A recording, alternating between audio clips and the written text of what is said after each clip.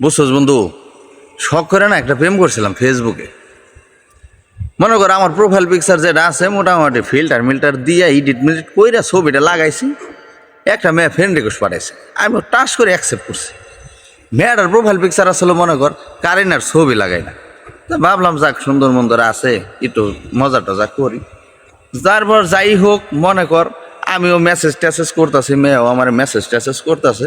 এক পর্যায়ে নাম্বার আদান প্রদান হইল, আদান প্রদান হইল পরে কথাবার্তা কইলাম। কথাবার্তা কওয়ার পরে একদিন আমরা কইলাম ঠিক আছে আমরা তাহলে হাতের জেলে দেখা করি। পরে সব কিছু ফাইনাল, দিন টিন ঠিক করলাম।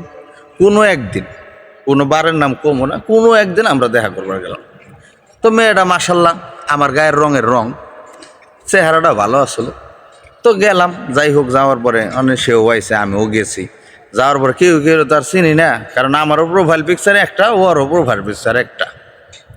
পরে যাই হোক ফোন দিলাম, ফোন দেওয়ার পরে বললাম যে আমি তো আইছি অমুক জায়গায় আছি, তুমি কই?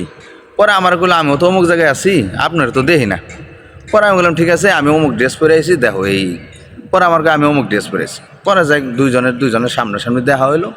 দেখা হওয়ার পরে মনে করেন আমরা তো মনে করেন কোনো জায়গায় গেলে কেউ যদি না চিনি স্বাভাবিকভাবে একটু জিজ্ঞাসা ভাই কী অবস্থা, কেমন আছেন, ভালো আছেন, এই ধরনের কথাবার্তা কই।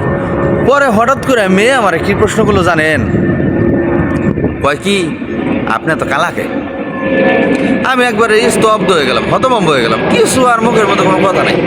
পরে আমি আর কোনো লজ্জায় পাই আর কোনো কথাবার্তা কইলাম না। পরে আমি সোজা বাসায় বললাম, বাসায় আইয়ে মনে করেন আয়নার সামনে দাঁড়াইছি। আয়নার সামনে দাঁড়িয়ে নিজে নিজে দেখতেছে আর ফ্ল্যাশব্যাকে গেলাম। ম্যাডাম আমার কি কইলো, কি কথাটা শোনাইলো। পরে যাই হোক আয়নার সামনে দাঁড়িয়ে দেখতেছে আসলে আমি কি কালা। আচ্ছা আপনার একটু কইবেন সে আমি কি আসলে দেখতে কালা? হ্যাঁ, এই যে মেয়েরা যে কইলো, পরে মনে কিছু ভাবছি যে যাই কত কালা মেয়েরা সুন্দর সুন্দর মেয়ে বিয়ে করে, আমার কপালে কি যা আছে তাই ওই মানে। তাই যাই হোক আপনাদের যদি এই গল্প ভালো লাগে ভাই একটু লাইক কমেন্ট শেয়ার করেন, পরবর্তীতে আবার নতুন কিছু নিয়ে বুঝছেন। সবাই ভালো থাকবেন, সুস্থ থাকবেন, আল্লাহ হাফেজ।